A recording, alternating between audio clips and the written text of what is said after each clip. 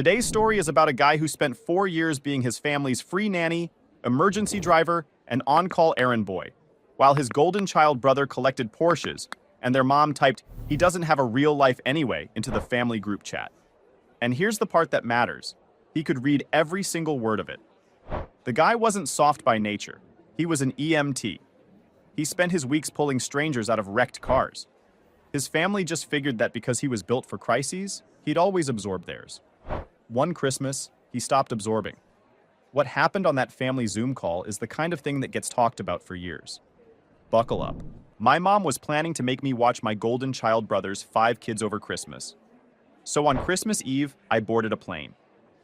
What my aunt read out loud on the family video call made every single person gasp. What? This can't be happening. I'm Nick, 28, and I work as an EMT. Not a glamorous job, not a high-paying one, but it's the kind of work where you show up when things are already on fire and you try to make sure people don't die. I'm good at it. My family unfortunately noticed that and then built their entire holiday infrastructure around it. My older brother Kevin is 33 and holds some VP title at a corporate firm. I couldn't tell you what he actually does all day. I'm not sure he could either. What I do know is it pays extremely well, requires very little visible effort, and apparently involves a lot of golf and very expensive weekend brunch. He and his wife Tina have 5 kids under 8. Lily, Ethan, Noah, and twins Mason and Harper. Great kids individually. As a unit, they are a natural disaster. And somewhere along the way, they became my permanent responsibility. My mom, Linda, is the kind of woman who spends 3 days before Thanksgiving staging the house like a magazine shoot. Fresh flowers, matching dishes, a centerpiece she ordered online 6 weeks in advance. She's been running the Golden Child operation since before I was old enough to understand what was happening. Kevin gets the praise, Kevin gets the support, Kevin gets the benefit of every doubt, and I get to be useful. That's always been the deal, even if nobody ever said it out loud. My dad, Robert, is a genuinely good man who mastered the art of conflict avoidance sometime in my childhood and hadn't looked back since. He keeps his head down and lets the chaos wash over him. Good guy, genuinely useless when it counted. Thanksgiving this year looked exactly like every other one on the surface. I was in my usual spot at the table, closest to the kitchen. That's how you figure out where you rank. The kitchen-adjacent seat belongs to whoever's going to jump up for the extra napkins, the dropped forks, the spilled gravy. Human infrastructure. Meanwhile, the kids were going absolutely feral. I don't know if you've ever sat in a room with 5 children under 8 at a holiday table, but it feels less like a family meal and more like being trapped inside a jet engine someone decided to decorate with a cornucopia. Halfway through the meal, my mom stood up, tapped her water glass with a butter knife, and hit the room with that smile. You know the one. All performance, zero warmth, the kind of smile a politician wears right before they announce a tax hike. She looked directly at me and told the table she had a plan for Christmas. Kevin and Tina had been talking about a couple's resort in the mountains. They worked hard. They deserved a break. They had 5 beautiful children, and they needed some real rest. And I would be staying at the house to watch those kids, just like always. She didn't ask. She never asks. It's always stated as established fact, like I'd already agreed and was just the last to be informed. Before I could process a single syllable of the audacity, Tina reached into her designer bag and slid a laminated sheet across the polished oak table. It stopped right next to my dinner plate.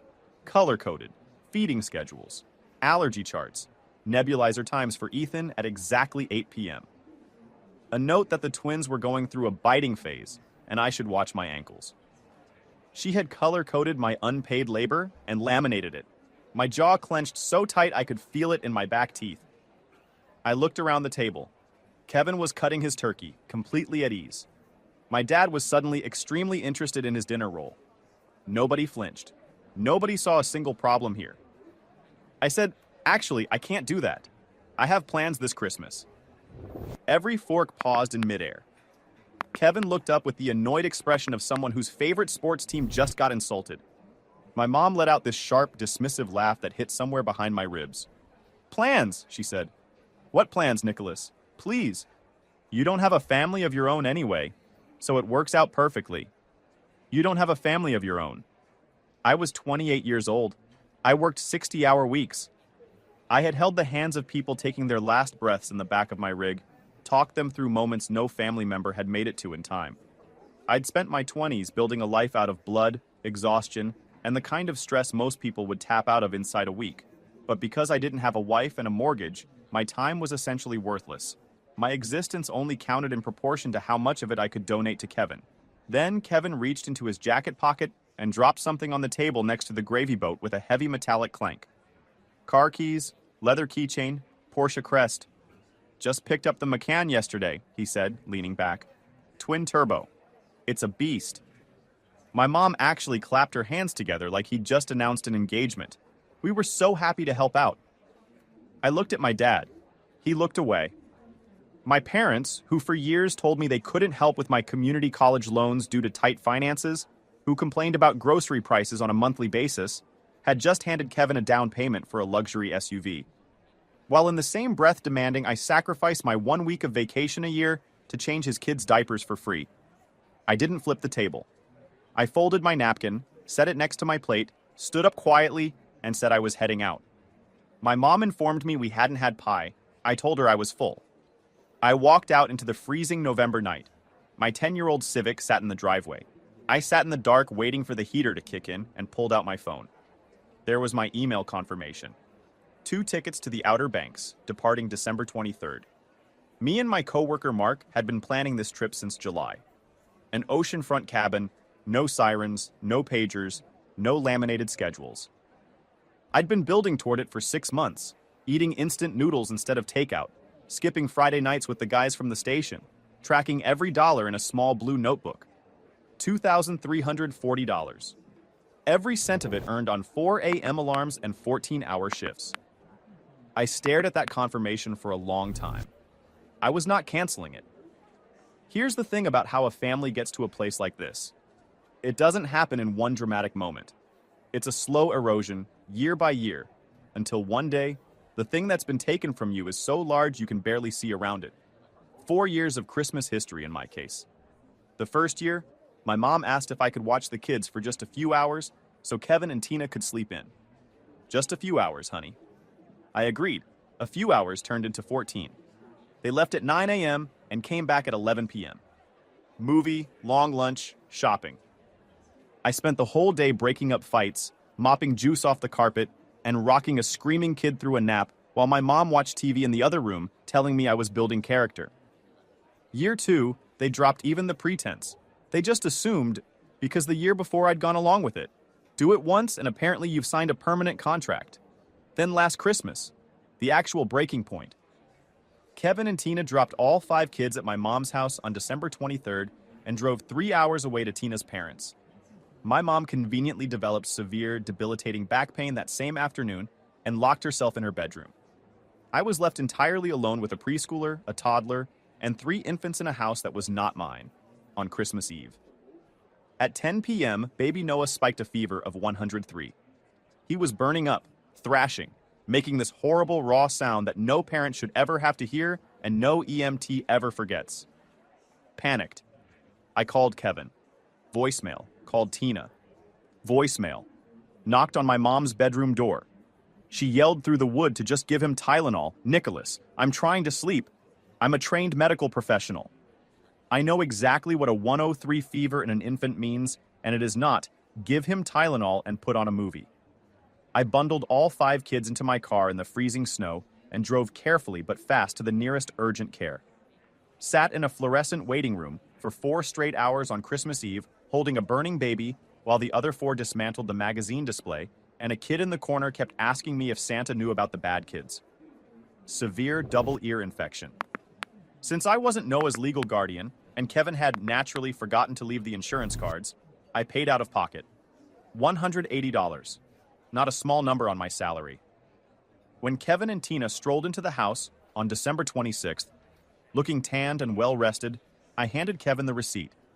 He barely glanced at it. Picked it up, stuffed it in his pocket, and told me I shouldn't have panicked because kids get fevers all the time. Anyway, thanks for stepping up. He never paid it back. Not a dollar, not a mention. What Tina did do was hand me a wrapped gift on the way out. I opened it that night in my kitchen. vanilla-scented candle. Clearance sticker still stuck to the bottom. $12. That was my compensation for 3 days of free labor, a medical emergency, and $180 of my own money. A discounted candle someone grabbed on the way out of a boutique, with the sticker still on it. Hold on. For anyone listening, this is me, the host, jumping in for a second. Because I need to address the candle before we go any further. Kevin is 33, a VP. His parents just handed him a down payment for a Porsche, and his official acknowledgement of his brother running a Christmas Eve emergency medical operation is a $12 clearance candle with the sticker still on the bottom. He didn't peel the sticker. He looked at this candle, saw the sticker, and went, "Yeah, that's fine." That's not a thank you gift. That's Kevin communicating, in physical, flammable form, exactly how much he respects the person holding it. He could have bought a real candle. He didn't peel the sticker. Okay, keep going. A few weeks into December, I was in the break room at the station warming up leftover chili after a brutal double shift. Wednesday, I think. Wait, no, Tuesday. Whatever, doesn't matter. My phone rang. Aunt Pauline, my mom's younger sister. Retired school teacher, sharp as anyone I've met. The kind of woman who sits quietly in the corner at family events and sees everything without saying a word until she decides it matters. A random weeknight call from her was unusual enough that I stepped outside into the cold ambulance bay to take it. She got straight to it. She told me she'd been reading the family group chat, Mercer Family Updates, for 3 years on silent, reading everything. She said watching what my mom and Kevin posted in there made her sick. She told me to go on my trip. Don't let them guilt me into canceling. Don't let them manipulate me into staying. And then she said, read the chat history. Read what they say about you when they think no one's paying attention. She'd been taking screenshots. She hung up before I could say anything else. I stood in the cold air for a minute. Then I pulled up the group chat. I kept it muted year-round because it was mostly Tina posting photos of the kids' organic lunches or Kevin bragging about his golf handicap. I scrolled back past Thanksgiving, past last spring, all the way to Christmas Eve of last year. I found a conversation between my mom and Kevin. Mom, December 24th, 10:15 p.m. Nicholas is at the clinic with Noah. I told him to just give the baby Tylenol, but he always overreacts. He's so dramatic. Kevin, 10:20 p.m. LOL. Let him do it. Saves us a trip. Besides, he's fine. He likes feeling needed. It gives him something to do. He likes feeling needed. I read that sentence 3 times. I was in that waiting room holding their feverish kid on Christmas Eve, and Kevin's response was, let him do it, he likes feeling needed. I sat with that for a minute. I kept scrolling. A conversation from right after I'd left the Thanksgiving table, less than 3 weeks earlier. Tina, is Nick really serious about going to the beach? We already paid the resort deposit.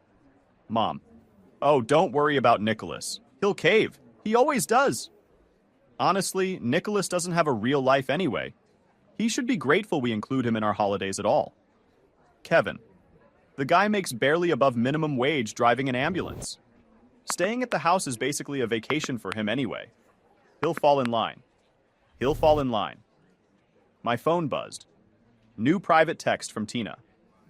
Hey Nick, so excited for Christmas. I know you were talking about some beach trip, but Kevin and I are really counting on you. Kev has been so stressed lately with work and his promotion, and he really needs this break. We know how much you love the kids. It would just break their little hearts if Uncle Nick wasn't there to open presents with them. See you on the 23rd. Hugs and kisses. If I'd gotten that text yesterday, I might have felt something. The familiar pull toward guilt, the weight of disappointing people who'd never once worried about disappointing me. But I was reading it seconds after watching Tina call me a pathetic charity case in the group chat. Seconds after Kevin wrote that my entire life was basically a vacation. And I felt nothing. Zero. Just a cold, flat disgust at the gap between how they talked about me in private and what they had the nerve to send directly. I locked my phone, walked back inside the station, and threw my half-eaten chili in the trash. I had absolute clarity now. No compromises, no negotiations, no, maybe I can do part of it, or let me see if I can work something out. I was done being the person who folded. I was going to let them drive straight off the cliff they'd spent 4 years building, and I wasn't going to touch the brakes for them. Okay, pause for a second. For the listeners, this is me, not Nick. I need everyone to fully understand what was in that group chat, because the specific details matter more than the summary. They didn't just take advantage of him, they laughed about it. In writing, in a permanent record. Kevin saw the urgent care notification and typed, LOL, let him do it, while Nick was literally in that waiting room holding their kid. His mom called it dramatic. Tina sent the hugs and kisses text minutes after calling him a guy with no real life. This isn't a family that forgot to say thank you. This is a family that decided he was furniture, and then got annoyed when the furniture started having opinions about being furniture. That distinction matters a lot for what comes next. The week leading up to Christmas was quiet on my end, and absolutely chaotic in theirs. Based on the group chat, I had zero plans to respond to. My mom posted pictures of the guest room she'd prepared for me. A deflated air mattress on the floor of the kids' playroom, wedged between a plastic slide and a bin of Duplo blocks. Kevin posted weather forecasts for his mountain resort. Tina kept dropping reminders about the feeding schedule, where the emergency inhalers were stored, and an update that the twins' biting phase had escalated. I opened every message, left them all on read, said absolutely nothing. At 4 a.m. on December 23rd, my alarm went off. I did not groan. I got up immediately, showered, grabbed my duffel, and walked out the door. Mark was already in the parking lot in his Jeep, with the engine running and 2 cups of diner coffee in the cup holders. He grinned when I threw my bag in the back. Ready to become a fugitive? Hit the gas, I said. The airport was the usual holiday chaos, but I moved through it like I was invisible. We checked bags, cleared security, found our gate. I bought a water, sat down, and felt completely calm for the first time in weeks. At 6:30 a.m., we boarded. As the plane accelerated down the runway and the wheels lifted off the tarmac, I looked out the window at the Virginia suburbs falling away below. The sun was just starting to come up, orange along the edges of everything. Down there, my family was waking up to a world they'd never once considered preparing for. We landed in North Carolina just past 8. The air hit different immediately, cold and salty and clean, like a window being thrown open in a room that's been shut too long. We grabbed the rental and started the drive out toward the coast. That's when I switched my cellular data back on. My phone went nuclear. It vibrated so hard and fast I almost dropped it. 14 missed calls from my mom, 8 from Kevin, 5 from Tina, 47 new messages in the group chat. I opened the thread and just scrolled through the documented timeline of their panic. Mom, 7 a.m. Nicholas, Kevin is dropping the kids off in an hour. Are you on your way? Kevin, 7:45 a.m. Hey bro, we're at Mom's. Where are you? We have a 10 a.m. flight to catch. Mom, 8:15 a.m. Nicholas Robert Mercer, answer your phone this instant. This is not funny. Tina, 8:30. Nick, seriously, you are holding up our entire vacation. Get here now. Kevin, 8:45 a.m. If you don't show up in the next 10 minutes, I swear. Mark glanced over from the driver's seat. Everything blowing up? Yeah, I said. Just then, my mom's call came through live. I looked at the screen for a second, let the salt air fill my lungs. Then I swiped green. Her voice was a screech loud enough to actually hurt. Nicholas, where on earth are you? Kevin is going to miss his flight. The kids are destroying the living room. You get here right now. I kept my voice completely flat. I'm not coming, Mom. Dead silence. In the background, 5 kids absolutely losing it. What do you mean you're not coming? It came out like a sentence she'd never had reason to form before. I told you at Thanksgiving I had plans. I bought my tickets months ago. I'm currently in a rental car driving down the coast of the Outer Banks. You boarded a plane? She sounded like she couldn't physically process the concept. You are abandoning your family. Turn around and come back right now. Have a Merry Christmas, Mom. Nicholas, don't you dare hang up on... I tapped the red button. Turned on Do Not Disturb. Rolled the window down. The cold air came in fast and hit my face, and honestly, I don't know how else to say this. For the first time in my adult life, I felt like I could actually breathe. Like something had been sitting on my chest for 4 solid years, and someone finally moved it. Yo, timeout. Let's talk logistics for a second. Kevin and Tina had hours of warning that Nick wasn't coming. Multiple hours? And they still missed a $1,600 non-refundable resort booking because apparently the entire backup plan for 5 kids was, Nick will definitely cave. There was no plan B. They never needed one because every single year for 4 years, he folded. So they built nothing. Zero contingency. Zero alternative. They were running entirely on the assumption that his spine had an expiration date. The moment it didn't, the whole operation collapsed. The golden child lost his mountain vacation because his brother finally started behaving like a guy with places to be and things worth protecting. I genuinely love this. The next 48 hours were everything I'd been saving for. Mark and I got to the cabin around noon, threw our stuff inside, and did nothing productive for hours. Massive plates of fresh seafood that first night, slept 10 straight hours. No screaming, no laminated anything, no 4:30 a.m. alarms. The cabin had this old wooden dock out back that groaned whenever you stepped on it. Sat out there the second morning just listening to the water. Didn't think about anything in particular. Best part of the whole trip, honestly. Completely irrelevant detail, but that's the one I remember. I knew the finale was coming regardless.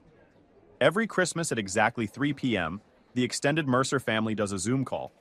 Started during the pandemic, became a tradition nobody ever voted to end.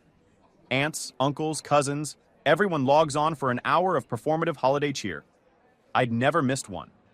At 2:55 p.m. on Christmas Day, I sat on the porch with my laptop open. Ocean roaring behind me.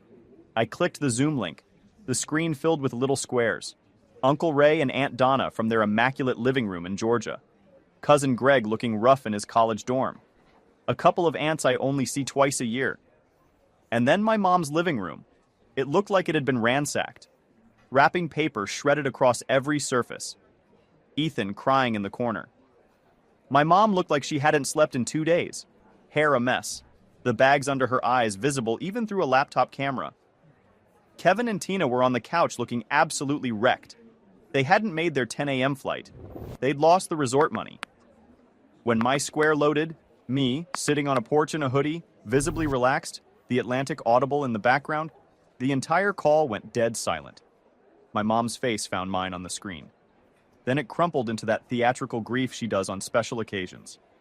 Immediate fake sobbing. Kevin sneered hard enough that I could see it through the pixelation. Look who decided to show up. Hope you're enjoying your little beach trip while you ruined our entire Christmas. You selfish! Kevin, Aunt Donna cut in sharply. Let him speak, my mom wailed. No, Donna, let him. Nicholas abandoned us. He lied. He packed his bags and left us stranded with 5 children on Christmas Eve. I have been up for 2 straight days. Kevin lost $1,600 on a non-refundable resort because his own brother stabbed him in the back. Cousin Greg, bless his heart, shook his head at me. Nick, man, that's cold. Family comes first. I let them go for another 20 seconds. Just watch them stack up the accusations. Then I said calmly, I didn't lie. I told you at Thanksgiving I had plans. You chose to ignore me and demand I work as a free nanny. You are a part of this family, my mom screamed. You owe us. We raised you. You have no idea what it means to sacrifice. Then a new square lit up on the call with a green border. Aunt Pauline, sharp blazer, reading glasses. The expression of someone who has been waiting for exactly this moment and is in zero hurry. Linda, shut your mouth. Her voice wasn't loud. It didn't need to be. It had a specific, settled kind of authority that made the entire call go still immediately. My mom gasped. Pauline, excuse me. I said shut your mouth, Linda. I am sick watching you play victim. And Kevin, you arrogant little boy. You have some nerve calling your brother selfish. Kevin started talking over her. Aunt Pauline, you don't know the full story. I know exactly what the story is, Kevin. She held her smartphone up to the camera. Because unlike the rest of this family, I have been reading the group chat. I've been watching how you two talk about Nicholas when you think no one is paying attention. And since we're apparently doing family values on Christmas Day, let's share with the class. My mom's face went from pale to the specific shade of white that means something real is happening. Oh, I'm daring. Pauline said it with complete calm. She tapped her screen and began reading. Her enunciation was clean and deliberate. Every word placed exactly where it would do the most damage. Nicholas is so dramatic. He likes feeling needed. It gives him something to do. She delivered it flat. Kevin's exact cadence. Then she swiped. He makes barely above minimum wage driving an ambulance. Staying at the house is basically a vacation for him anyway. He'll fall in line. Aunt Donna let out an audible gasp. Uncle Ray took his glasses off and rubbed the bridge of his nose slowly. Cousin Greg was suddenly very interested in his own knees. And my personal favorite. Pauline's voice stayed level the entire time. Her eyes had not moved from my mom's face. Nicholas doesn't have a real life anyway. He should be grateful we include him in our holidays at all. Written by you, Linda, his own mother. The silence that followed was total. The kind that rings in your ears across 16 different households. You could have heard a pin drop in Georgia. Kevin's mouth opened and closed. Tina was staring at the floor. And then something happened that I genuinely did not expect. Not in 28 years of watching my dad be a quiet, conflict-avoiding ghost in his own home. He stepped into the frame. My dad, Robert, walked up behind my mom and stood directly in front of the laptop camera. His face was dark red, a vein visible on his forehead that I'd never noticed in my entire life. Is that true, Linda? It wasn't a question exactly. His voice shook. Did you write those things about our son? Robert, she stammered, actually leaning back from him. I was just venting. It was taken out of context. His hand came down on the coffee table. Hard. The kids in the room screamed. You treat him like a servant. You let Kevin treat him like he's nothing. No wonder he got on a plane. I am ashamed of you, Linda. I am ashamed of both of you. He turned around and walked out of the frame. Gone. My heart was going fast. My voice was completely steady. I looked into the camera and I said, I spent 4 years sacrificing my time, my money, and my sanity, because I thought that's what family was supposed to mean. But you don't want a son, Mom. You want an unpaid employee. And Kevin, you don't want a brother. You want a servant. So I quit. I leaned slightly forward. I'm done being the person who gives up his own life so everyone else can enjoy theirs. If you ever want an actual relationship with me, you will treat me with basic respect. Until that day, lose my number. I clicked leave meeting. The screen went black. The ocean kept going. I sat back in the chair and waited for the guilt to show up. The old conditioned response, the nagging voice that said I was a bad son, a bad brother. It didn't come. What came instead was this overwhelming lightness. Like something had been sitting across my shoulders for 4 solid years and had finally been put down. Okay, I need a minute. Because Aunt Pauline walked into that call wearing a blazer with a phone full of evidence she'd been quietly collecting for years, and she executed. No announcement, no warm-up, no giving Kevin or Linda a chance to get ahead of it. She just started reading, cleanly, in front of 16 households on Christmas afternoon. That's not an aunt. That's a field operative who's been waiting 3 years for the right moment to deploy. She did more damage in 90 seconds than Nick could have done in a decade of arguments. And then his dad, the man who'd been silently eating dinner rolls through every family disaster for 28 years, slammed a table. Nick had already won. He just got a live studio audience for it. Good day. Final update. Around 8 p.m. that night, my phone buzzed. Not a call or a text. A Venmo notification. Kevin Mercer has sent you $180. Note field, blank. I stared at the screen and let out an actual laugh. Loud enough that Mark came out onto the porch to check on me. $180. The exact amount of the urgent care bill from the year before. The one he'd pocketed the receipt for and never mentioned again. No apology, no explanation. Just a quiet transfer in the dark from a man who couldn't even type a single word in the note field. The most cowardly acknowledgement of guilt I have ever seen in my life. But he paid it. The golden child finally settling debts he'd pretended didn't exist. A few hours later, Aunt Pauline sent me a private text. Kevin and Tina had packed up the kids and left my mom's house within an hour of the call ending. My mom was locked in her room. My dad was in the living room watching whatever game was on. Proud of you, kid. Enjoy the beach? I smiled at the screen in the dark. The next 4 days, I actually lived. We went fishing and caught almost nothing and laughed about it. We ate terrible gas station junk food on the drive back from the pier one afternoon, and Mark played music I'd never heard, and we didn't talk about the family stuff at all. The group chat went completely silent. 47 messages in one morning and then nothing. Like a storm that blew itself out. Digital graveyard. When I got back to my apartment after the trip, it didn't feel small anymore. It felt like mine. Every square foot of it earned on my schedule, my hours, my honest work.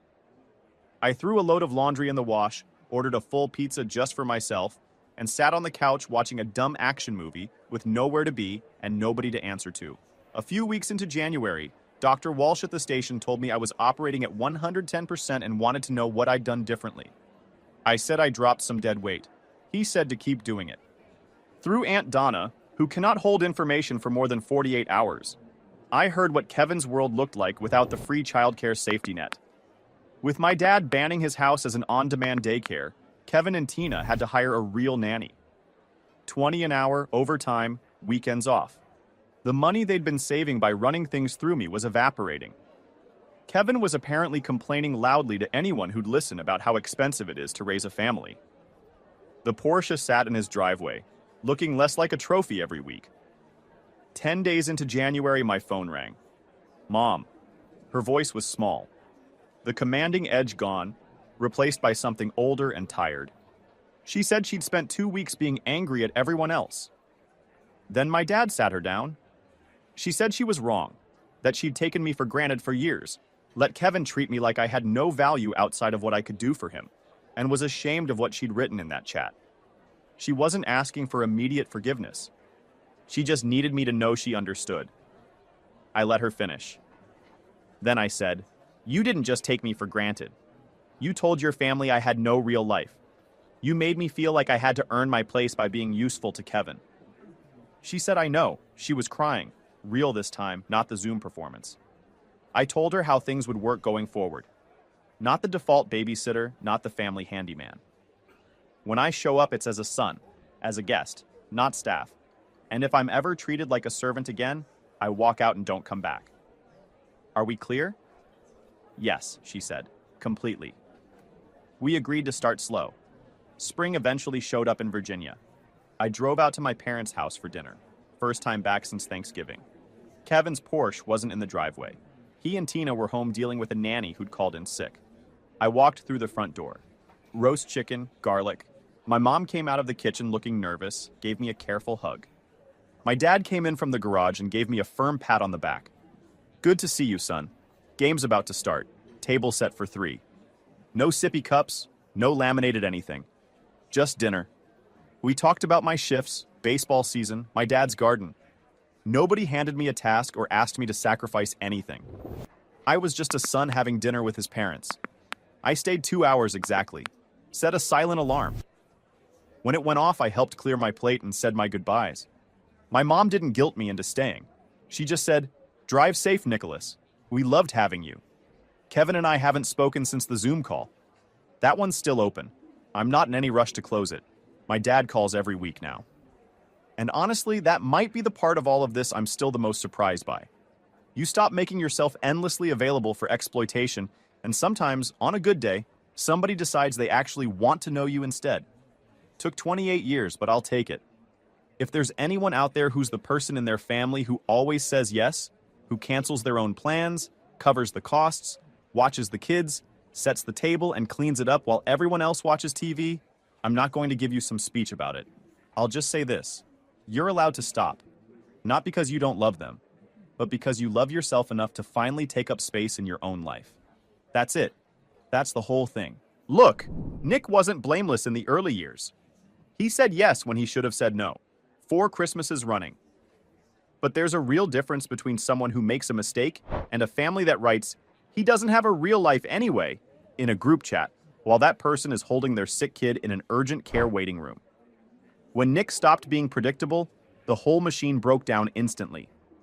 That tells you everything about what he actually was to them. If your value to someone only exists while you're being useful, that's not love. That's employment. Drop your take in the comments. What would you have done at that Thanksgiving table? And if you're not subscribed yet, hit the button so you don't miss the next one.